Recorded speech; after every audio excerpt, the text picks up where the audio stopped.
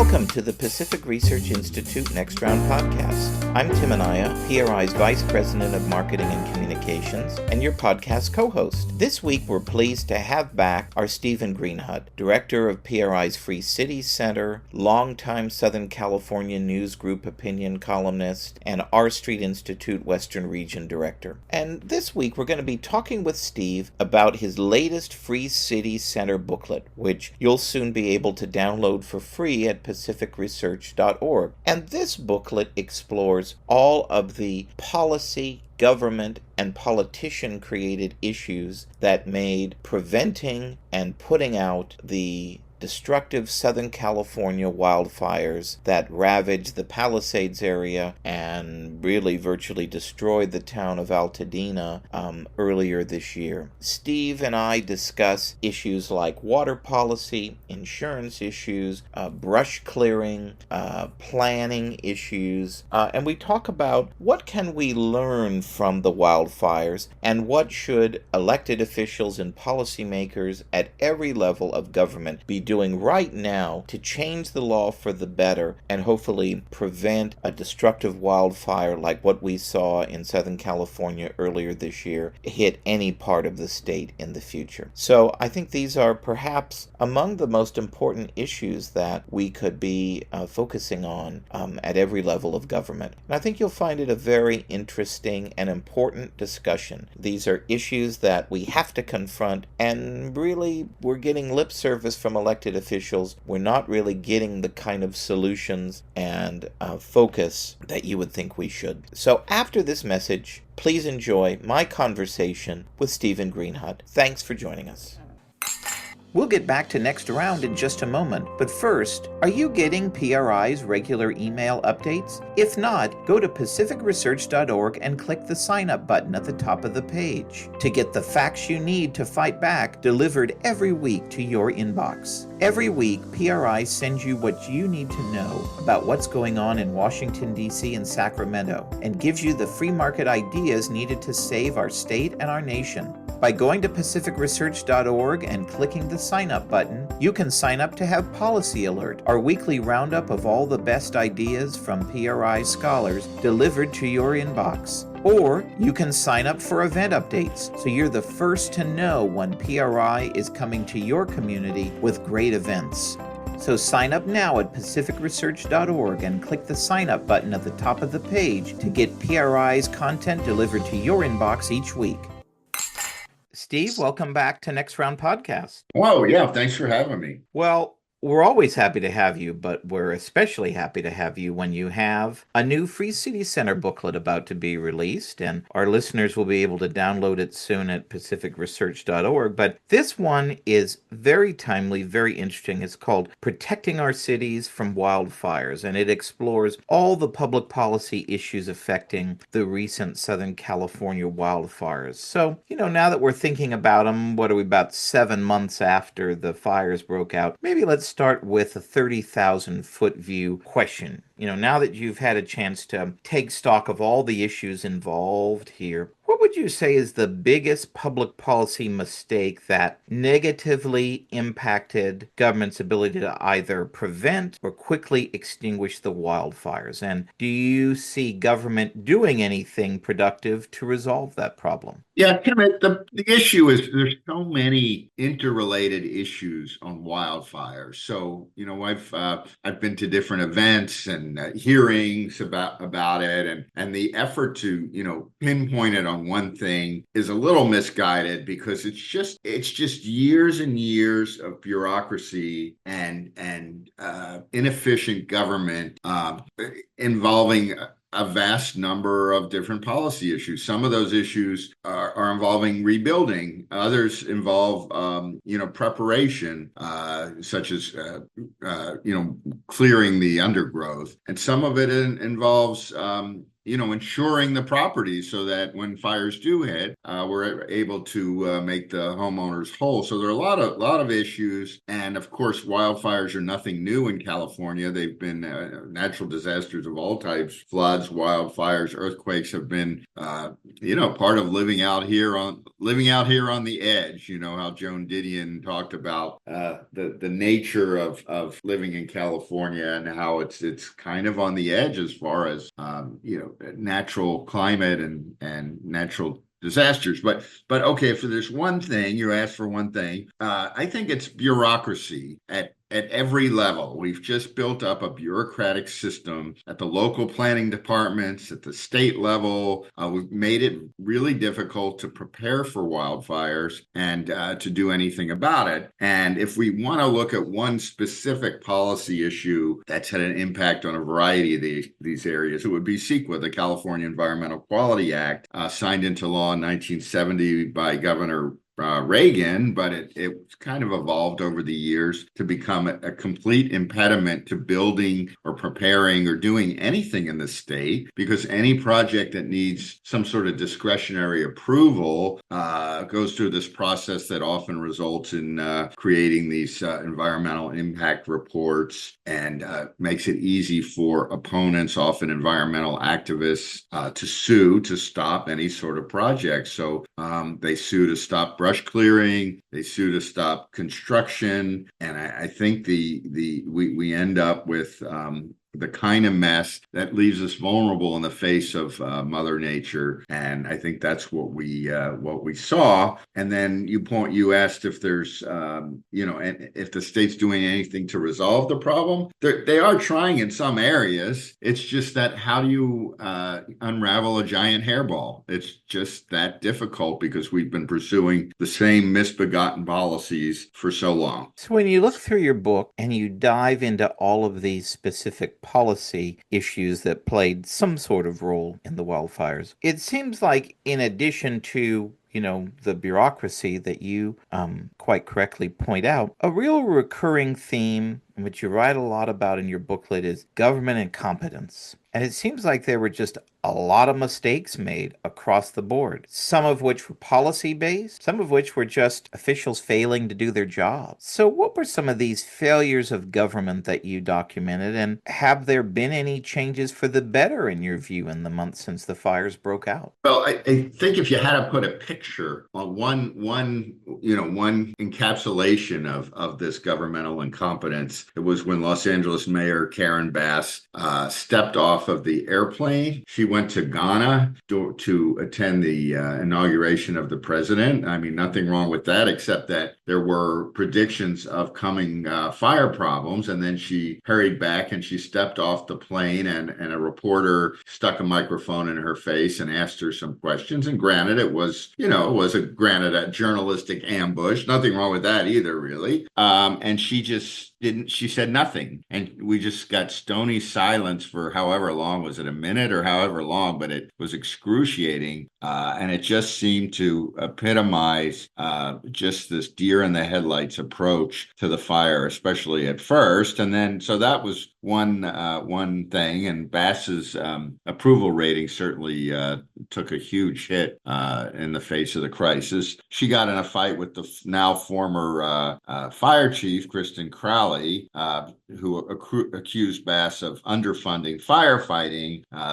More on that a little later, but it's not entirely so. And then we saw the Santa Ynez Reservoir was offline over some federal regulation involving a cover of the, some sort of cover that had to be placed over the water. And yet that the reservoir had been drained. It had been sitting drained for quite some time. Then we had empty hydrants, which, to some degree is expected because hydrant system isn't designed to deal with massive citywide fires, but it still was a problem. And Governor Gavin Newsom called for an investigation even. One story that was pretty amazing was it was reported that the Coastal Commission had stopped a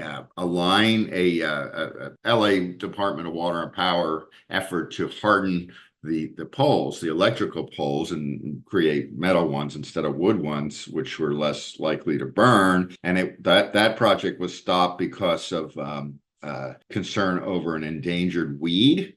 So there were these snippets of incompetence, but the real problems are long running, right? The going back to the whole point about firefighting budgets, the city has not been fiscally responsible. It's gives into the unions, fire budgets. Just are really, if you look at the salaries and benefits, we have firefighters there earning $800,000-900,000 total compensation packages. Is just unruly, and misallocation. Just maybe poor choices in overall city budgeting, failure to upgrade infrastructure, modernize firefighting systems, and again, it gets back to the point I made earlier. We just have these encrusted bureaucracies that are at the root of everything. The reason we can't do anything efficiently at the state or local level, but some of the incompetence of the local officials certainly, brought that to light. One of the big takeaways from the devastating Lahaina wildfires from a few years ago, and I recommend to our listeners a great webinar that PRI put on, I think it was in March. You were part of it, and our colleagues from our sister think tank, the Grassroots Institute in Hawaii, were on the webinar too, and they shared the stories of state government officials really playing too big a role in trying to put their stamp in transforming the community after the fires, rather than simply do what they should be doing, right? Which is to make it as easy as possible for residents and businesses to rebuild. So now here in California, we're seeing Governor Newsom talk about, quote, reimagining the Palisades, and I think that makes everyone shudder. And we're seeing a lot of controversy over Senate Bill 549 and affordable housing requirements and this proposed rebuilding council. So bring us up to speed. Are we seeing a repeat of what happened in Hawaii, or a lot of these controversies much ado about nothing? Yeah, I mean, that's a good question, because I've looked at this and, as we've run some pieces about it at the Free City Center, and there's always all this talk about reimagining and re-envisioning and making things more sustainable and blah, blah, blah. And of course, Newsom talked about the Marshall Plan, which certainly suggests a big, heavy-handed government approach to rebuilding LA. And there's also this pre-existing Smart LA, which is a planning document that is reminiscent of a lot of urban planning documents, where it reimagines things always in a denser format than existed. There's no question that California lawmakers, the Democrats and progressives, are totally committed to increasing density, even though, as a piece by Edward Ring, who wrote for Free City Center, talked about how only like 5% of the state really has an urban footprint. But there's this fixation on increasing density, urbanizing, and creating transit dependence. And we have now some other ideas. The Yes in My Backyard movement have been fine, and we've supported them. I've supported them to make it easier to build high density projects. No problem with that. Upzoning so more things can be built. But there was a study by YIMBY Law which showed that those laws haven't really had that much of an impact. So as far as the wildfires are concerned, this one bill, mostly of what I've seen is they're mostly trying to let people rebuild as they want, which is good, right? So that's a good. But there's this one bill is the most problematic one, this SB 549. It reminds me a little bit of redevelopment agencies, which were those state-controlled local planning agencies where they really dictated development within their cities. They abused eminent domain. They use tax increment financing to subsidize the kind of projects they wanted. And then the infrastructure financing districts, after Jerry Brown got rid of redevelopment agencies in 2012, the legislature created infrastructure financing districts, which provide some of the financing mechanisms, but without all the really bad stuff of redevelopment agencies. And this bill seems like it would be an infrastructure financing district on steroids. avoids 40% of the money that would be captured would be used for low-income housing, which of course is going to mean high density. And then the governor earmarked $101 million for low-income housing, affordable housing subsidies. So it remains to be seen whether the bill will pass. And I think the public needs to look closely because this seems to epitomize their worst instincts. We've seen some pretty good instincts in the exempting regulations and some bad instincts. And this is certainly on the bad instinct side. We'll get back to our great guest in just a moment. But first, are you following PRI on Facebook? By following PRI at facebook.com/Pacific Research Institute, that's all one word, you'll be the first to read free market ideas from PRI's terrific team of scholars on all the hot issues like education freedom, single-payer healthcare, crime, homelessness, green mandates like the ban on natural gas appliances, and more. Plus, when you follow PRI at facebook.com/Pacific Research Institute, you'll be the first to know when tickets go on sale for PRI's must-attend luncheons, dinners, and galas across the state. And you'll be first in line to secure your spot to hear great speakers like Michael Schellenberger, Gordon Chang, Steve Hilton, and many more. So go to facebook.com/Pacific Research Institute and follow PRI today so you'll be the first to know. So you write in the introduction to your book that, quote, instead of taking an overly ambitious approach, it seems wiser for state government to embrace policies that improve our resilience to changing weather patterns. And looking at what state and local officials have been doing in the month since the fires, particularly Governor Newsom and Mayor Bass, who you've already mentioned, do you think they have the right priorities in order to help people rebuild as quickly and affordably as possible? Now, what are they doing right in your view, and what are they doing wrong? Yeah, when I wrote that, I was referring to the state's multi-year $54 billion climate change package, right? Where it seems as if the state overall is trying to change the trajectory of the Earth's climate rather than helping our state be resilient in the face of whatever the climate, the weather does. And it seems like resilience is the right way to go because that's something we control. Our state can't control what other jurisdictions do. And of course, California's emissions are well under 1% of the global emissions. So even if we eliminated every emission possible, it's not going to change the Earth's climate. And that's still, something of a controversial theory, or at least how they frame it. But they have done some things that are good. I mean, immediately the governor exempted the rebuilding from CEQA and from the Coastal Act, and they created this permit dashboard where we can at least track what's going on, at least provide some pressure for local governments to speed up the permit process. LA County came up with a pre-approval system of plans that are pre-approved, that are historic style houses that you could just, build by right.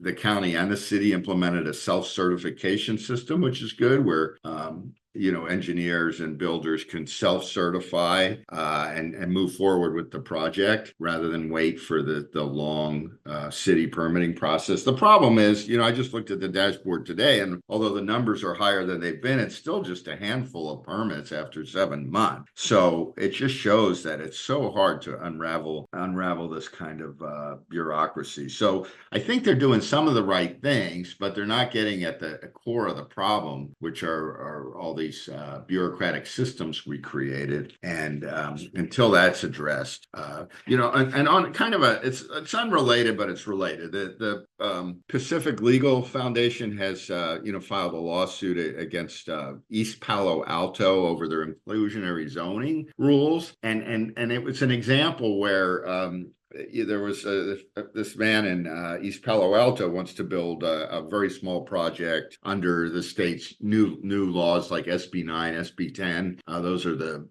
duplex. They allow the construction of duplexes, SB 9. But then the city is hammering him for $54,000 in fees for some sort of what this or that. So I guess my point is that even though we've loosened up the regulations for building a duplex, the local governments are still have all these rules, fee structures that make it so difficult to build those things. That's what we're seeing in the rebuilding after the firefighters. Is sure the governor passed an executive order, and the legislature passed some exemptions. The governor even held up the budget to get a pretty wide-ranging CEQA exemption that applies to brush clearance and the like, and yet it's still going to take a lot of time to get any of these projects done, even with those exemptions, largely because of local restrictions. And I don't know entirely how you get at that. If you did, you would be a multimillionaire, I think. Or get elected governor or something. That's right. So the fires broke out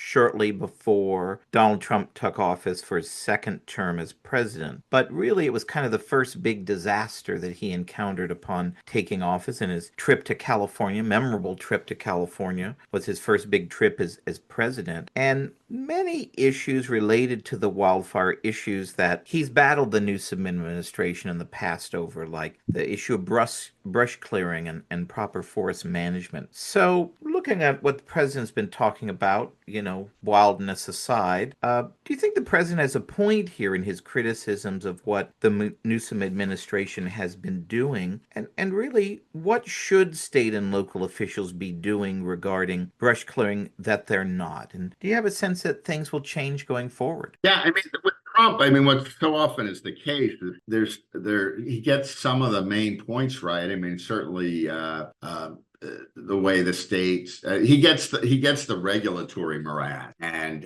the fact that environmental priorities seem to overtake common sense. But then he'll do some big high profile thing like releasing the water at a time of the year that it wasn't really going to help anyone, and it seems almost to make headlines and to just so yeah, he's making some points, and they're good points. He doesn't seem to be a master of the details, and with these kind of policies, the details really matter, and certainly brush clearance and water policy are really complicated. Now, PRI's board member, Dan Kolke, has written for us a number of times about brush clearance, and he has a lot of detailed information that I refer to in the booklet about how we could use the greenhouse gas reduction fund to fund some more brush clearing efforts. Quite a few media reports showed that here, of course, this is from Capital Public Radio and NPR, as I note, hardly members of the right-wing media. Quote, the governor has misrepresented his accomplishments and even disinvested in wildlife prevention. Their investigation found Newsom overstated by an astounding 690% the number of acres treated with fuel breaks and prescribed burns. So with Newsom, it's, trust but verify. He sometimes says the right things, and then you have to follow up to see if he actually did the right thing. So we really need to do a lot more brush clearance. I've got numbers in the books, but basically we're only clearing a small percentage of the amount the governor promised, and a tiny percentage of the amount that the state really needs to handle. And in the recent budgets, there seems to be less of a commitment to it than before, as he's tried to deal with a budget deficit. So that's problematic. It seems to me that this is something that could be funded with existing funds. It's not like we need some new tax or some new massive expenditure. We just need to make it a priority, and it hasn't been a priority. I was at a Stanford event where one of the speakers talked about how in Western Australia, which has a similar climate to us, they did these localized test projects where they did these large prescribed burns. And anyway, it just reminded me that there are all sorts of creative and innovative approaches that should at least be considered. And I don't think we're considering them. But kudos to Newsom for that CEQA reform I had mentioned earlier. But now we've got to make sure we actually do some of these projects. So water policy, of course, is another issue at hand. And you just remembered for all of us the president's interesting big water release shortly upon taking action or taking office. And, whatever one's view of that move, what the state does to improve and expand its water infrastructure is going to play an important role in government's ability to prevent future wildfires and fight those that break out. So share with our listeners how water infrastructure impacted the Palisades and Eaton fires and what leaders are talking about in the aftermath to bolster water infrastructure going forward. Yeah. Now, water. I mean, just to be clear, it's an important part of the picture, but it's a little bit tangential. In L.A. and state officials insisted that, and the Association of California Water Agencies insisted that the water supply was sufficient to have handled the direct firefighting. But if we have more water, we're going to mitigate the effects of drought. We're going to have greener lawns and less tinder, right? And also, the Santa Ynez Reservoir. I mean, that if that were full during the fires, that could have definitely helped with firefighting. So it's a part of it. And also one thing that Brett Barbary had pointed out to me, he was at the Yorba Linda Water District, is that the state had, their war on natural gas has hindered the ability of water agencies to use those natural gas fired generators to move water around where it needs to be moved. So I do think water and our regulatory policy did have an effect on, the ability to fight fires. But there are a lot of reasons to improve our water storage and our, in my PRI book, I talked about promoting abundance rather than managing scarcity. And we haven't been promoting abundance. We haven't built any significant water infrastructure, maybe one project I could think of since the 70s, when the population was roughly half its size. And the focus is constantly on conservation. Nothing wrong with conservation, but this focus on conservation and even rationing, where 50% of the state's water flows out to the Pacific Ocean, 40% is for ag, 10% is for commercial and residential uses, and of that whole 100%, like 5.7% is residential. That's based on state figures. So even if every human being in the state stopped using water at their residences, it still wouldn't affect things. So we need to store more water. We could build Sites Reservoir, expand water recycling like they've done in Orange County, has a fabulous water recycling program. Fix the tunnels, the Delta problem. There was a twin tunnels. Newsom reduced that to a single tunnel. It doesn't seem like much is happening with that. It would be nice to fix that bottleneck where the Sacramento River sends water through this estuary and it gets all tangled up, and then it slows down the water deliveries to the San Joaquin Valley and south. And right now, the way it's designed, you find one of those little fish and the Delta smelt, and that shuts down the pumps at Tracy. So we need to fix that situation. There's been talk about raising Shasta Dam. The dam was designed to be much taller than it is now, but just raising it slightly would create an ability to store more water. And you store more water during dry years, so you have it during wet years. Improving, in my book, I talked about improving trading and pricing, making the pricing more directly related to water usage. That's how you really get conservation. If I use more, I pay more. So there's all sorts of things we can do on water, and it would also very much help in the wildfire and drought prevention world.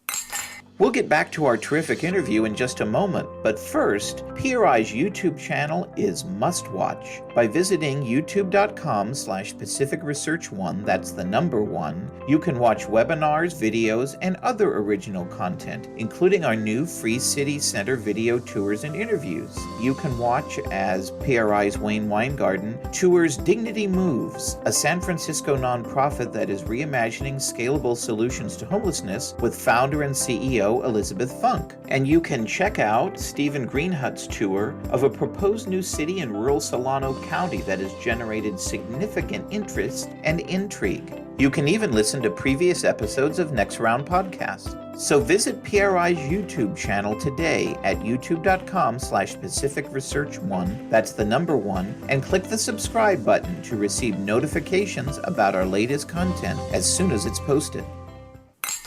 So you've written extensively about the challenges facing California's beleaguered home insurance market, which really is a politician-created crisis, largely due to years of inaction. Now, we've seen in the months since the fires, and we've talked about it on this podcast, some proposals to address the crisis finally come forward from Insurance Commissioner Ricardo Lara and others, which you write about in the booklet. So what are your thoughts on the proposals that we've seen come to light? Is this what's needed to stabilize the market? Should the legislature be doing more here? And what are you hearing about the experiences of the affected homeowners in the wildfire areas trying to deal with their own insurance claims and getting paid and getting the rebuilding started as quickly as possible? Yeah, the insurance problems in California go back to 1988 when voters approved Proposition 103 to a consumer activist proposal that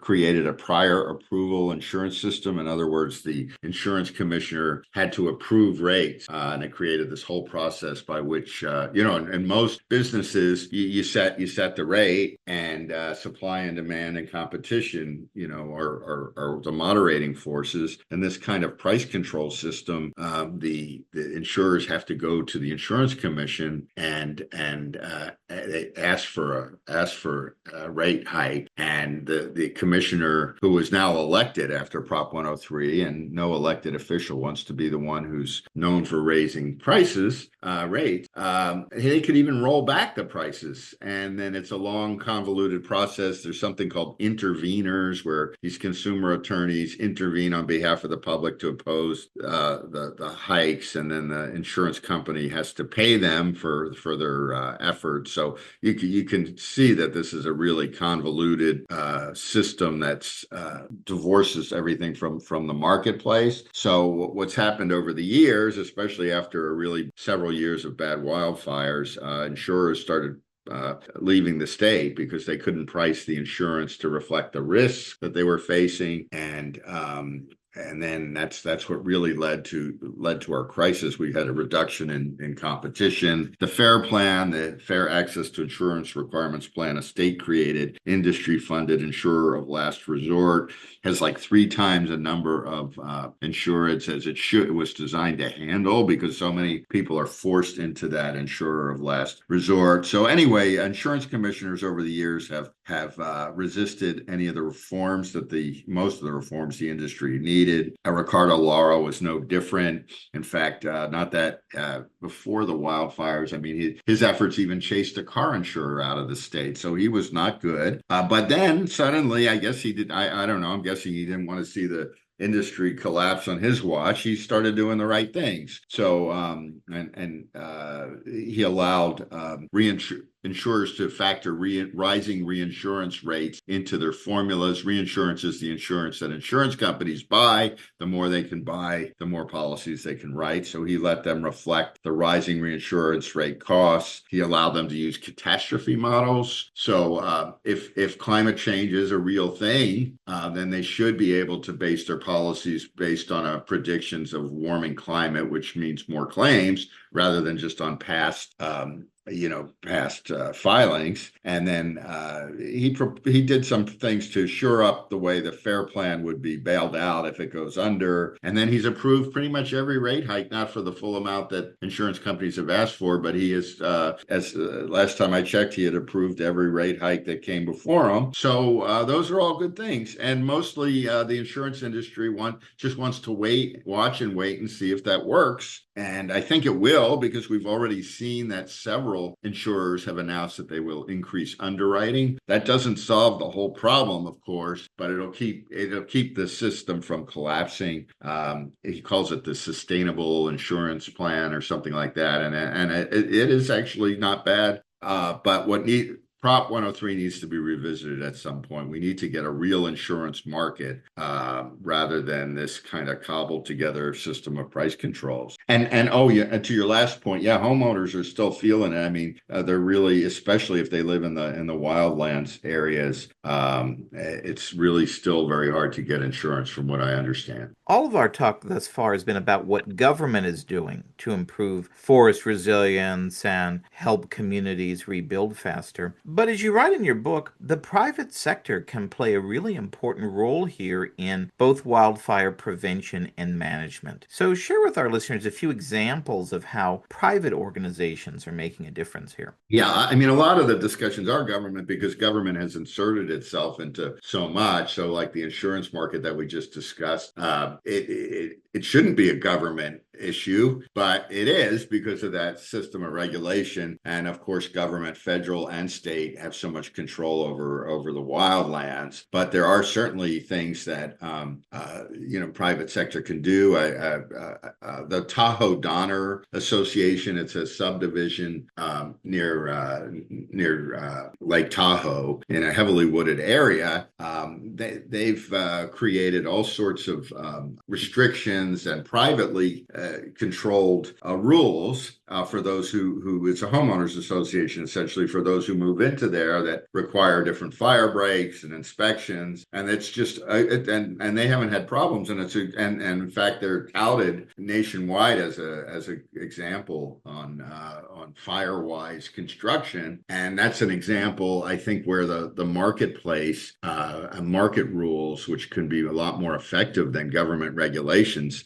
can promote some of these construction and fire protection measures. Now, one thing that got a lot of attention was the private firefighters were helping some wealthy residents of Pacific Palisades, but mostly those private firefighters are hired by insurance companies to do prep work to prepare to harden houses against wildfires. And of course, hey, when there's fires going, any help should be good. But of course, the unions promoted a bill that would ban the use of public fire hydrants by these private firefighters, which was not about protecting houses or improving wildfire capacity, but protecting highly paid union jobs. So there are all sorts of private initiatives that are we can envision if the state would just allow them to happen. But the unions have so much control here, and our progressive leaders are so committed to the government, the same government that does almost everything we see here incompetently. Somehow the government's going to be the solution to all these problems. So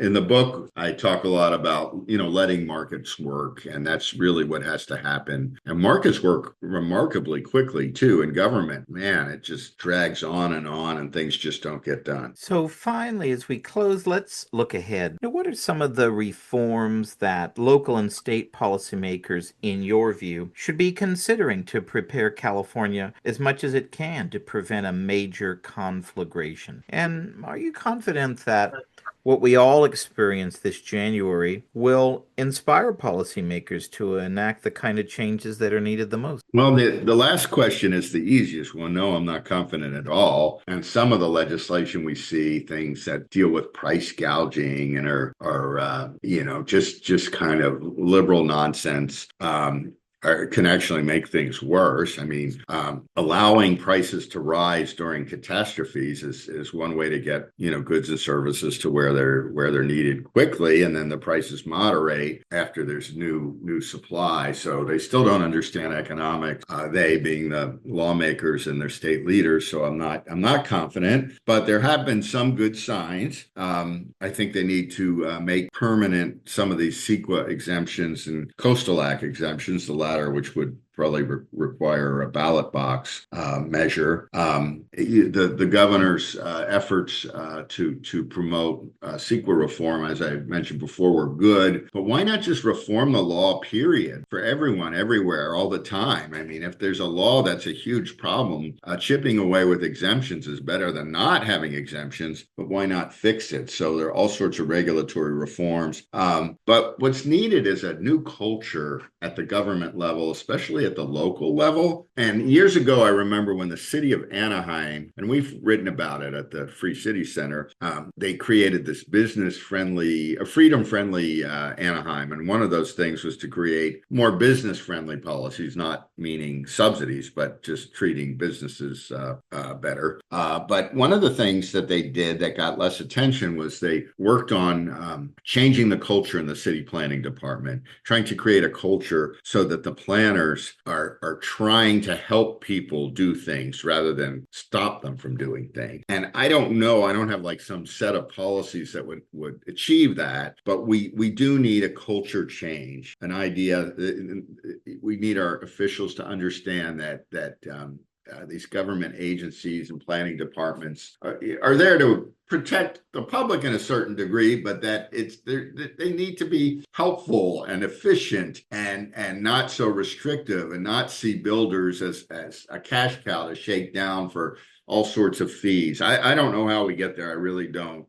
Maybe a good topic for a forthcoming Free City Center article. But that's a cultural change is something I think would be really important. Well, Steve, thanks so much for joining us. And to our listeners, make sure you check out his new booklet called Protecting Cities from Wildfires, which will be available to download soon at pacificresearch.org. Thanks again. Thank you. If you like this episode, please tell your friends and subscribe to PRI's podcast at iTunes, Google Play, Stitcher, TuneIn, iHeartRadio, and Spotify. And when you're on these platforms, don't forget to give us a big 5 stars. If you don't subscribe to any of these, you can still listen on PRI's YouTube page, youtube.com/Pacific Research 1. That's the number 1. Thanks for listening. I'm Rowena Itchon. Hope you'll come back again for next round with PRI.